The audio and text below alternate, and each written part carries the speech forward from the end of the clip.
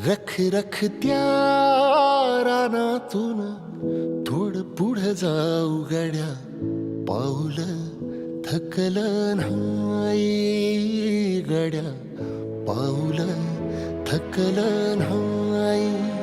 सुकलेल्या भाकरीला पाण्यासंग खाऊ गड्या, पाऊल थकलं नाही गड्या, पाऊल थकलं नाही. झालो बरबाद जरी बसला घाव उरी, गलेची आग सार जाळून विजाईना.